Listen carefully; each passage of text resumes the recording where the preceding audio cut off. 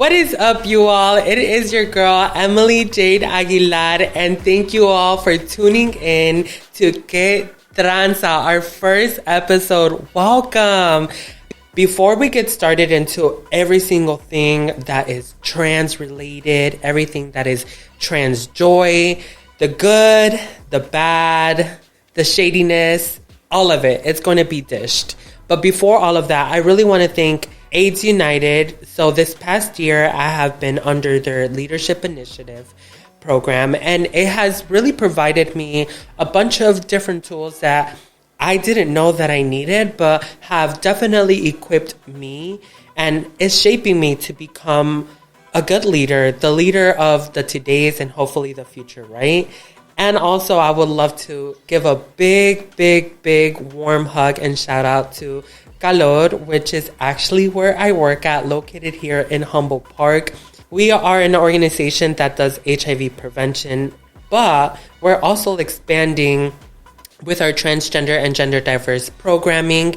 And I'm super excited to be one of the many trans people in this workspace. And so that really has inspired me to really see the perspectives of trans people, because our journeys are super unique and super one of a kind. There's really no other way to explain our stories. And so that's why I'm super excited to have everyone here. Thank you so much. But so with that being said, I can't be the only storyteller in this podcast. And that's why I'm super excited to have two amazing co-hosts be part of our Que Transa Podcast. We have two amazing women that are actually called Monica. And we have Monica Fernandez, aka known as Drama Monica. And then we have Monica Dejesus, also known as Monica Beverly Hills. I'm super excited for them to be part of the Que Transa Podcast, because we get to really dive deep into different layers and the complexity of our trans experience, with it being an intergenerational conversation amongst trans and gender diverse people. And so I'm super excited for you all to get to know them a little more. So without further ado, I would love to welcome you, Monica. All right, so I am super excited to really be getting to know one of the most legendary and iconic people in Chicago, in the world, in the universe. I'll have to say, don't forget the world. We have Miss Monica here. Hi, how are you? I'm great. How are you? Thank you for having me. What are you interested in talking about, or what do you expect to come out of this podcast? Definitely, I'm interested in seeing a lot, especially when it comes to trans women of color, trans women of color in sex work. I think it's so important. You know, I think it would be really cool to actually have like both kind of like chasers and actual men that... Yeah, and actual even, because experience, like I said, experience a lot. Even gay men that like us and don't already know what to do with it. And a lot of it comes off as shade. And really deep down inside, they is living for the girl. So that would be wonderful, you know. Okay, but we're talking about the gay boys living for the girls, but the girls be living for the gay boys too. Guilty. The girls be living for the... I don't know what it is about the gay boys sometimes. You know what, to be honest, I think for me, I just love a man that is like everything from head to toe. Puts as much effort as I put into myself. I think that would be so interesting to actually have a sit down and like let the world see the cis and trans experience together, you know, to sit down and have some interesting conversations about, does dating a trans woman make you gay or straight, or all the stuff that you see on Twitter and TikTok and all of that. When you talk, you're so formulated. And like that to me is always a good thing, because to me it just shows like work ethic. You're always working and you do it so effortlessly. And so has that always been like part of you, or is that something that you kind of like learned throughout like your whole life? To be completely honest, when I was younger, I was taken away from my mom when I was about 5 years old. And I was in foster care for a little bit. Then I was adopted by my aunt, which is my godmother. And her and my uncle gave me a life that I was not ready for. And it was one of those with a beautiful house and a white picket fence. And you would go to baseball practice, you would go to karate, you would always be working. Like, there was no excuse for you to be, like, basically a bum. Deep down inside, there was so much going on with me. I was more like, I want to be a girl. But I couldn't tell nobody that. You know, it was just something that I was very ashamed with for such a long time.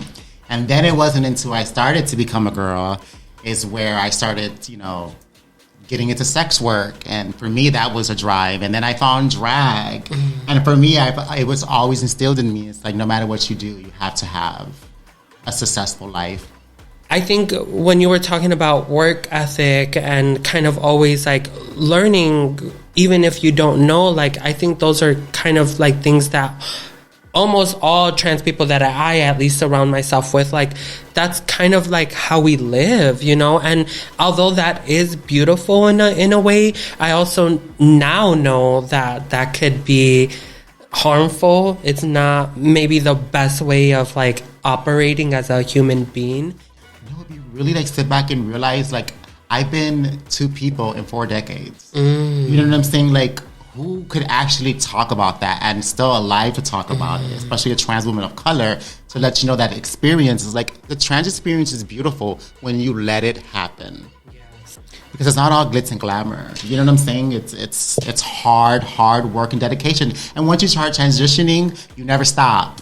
Yes. I hate that question. Oh, when are you going to stop? Girl, never. It's till death. Literally, till death. Yeah. I'll never stop transitioning. No.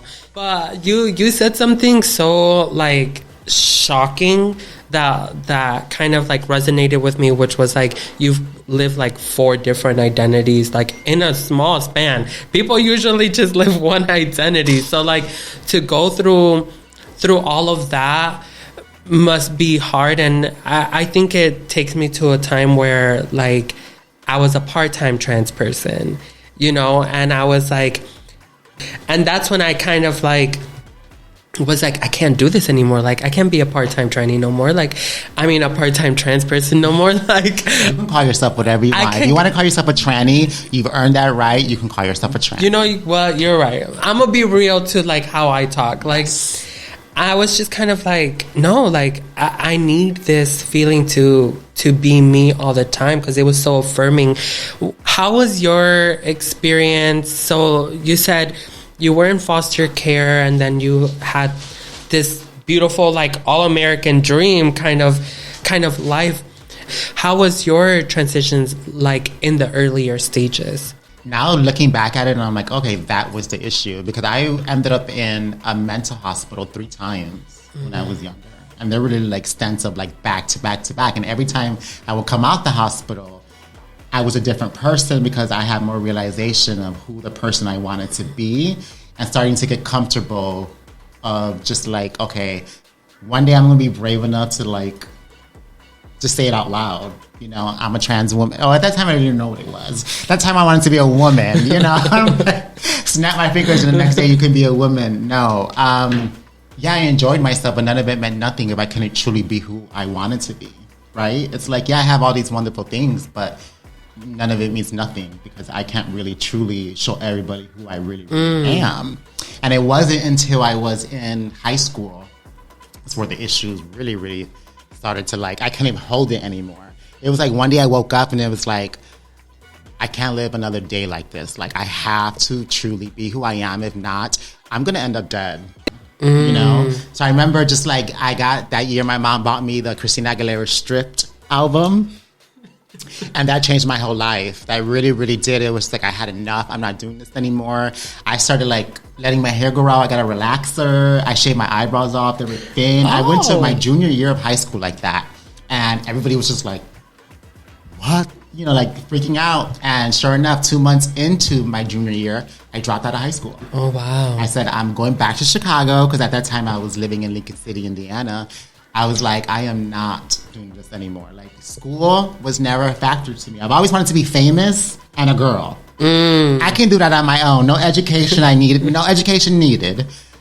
You know, I was 17, didn't really have a plan. The only plan I cared about was becoming a girl and being famous. And by any means, I was going to do it. And at that time, reality TV was like the popular thing. I was trans, baby, once I started hitting that first hormone in my body. Okay. At Drag Race, it so happened I just stopped because I was like, I don't want them to see my boobs growing. I wanted to really play the part. And I wanted to be committed to actually seeing if I can live a life like that. Okay, well, baby, once I experienced that, I was like, nope, she's a girl. Sorry.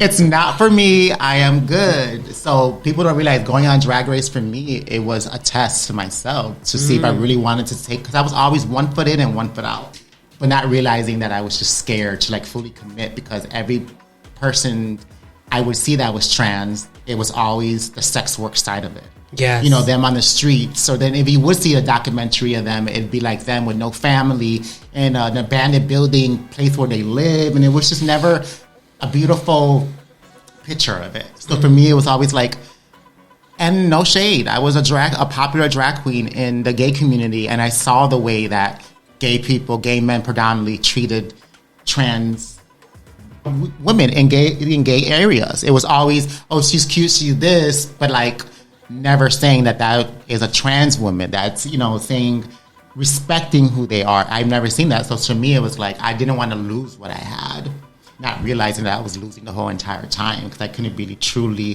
make up my mind of what I wanted to do and say, fuck it all. Like, I don't care if nobody don't want to be around me.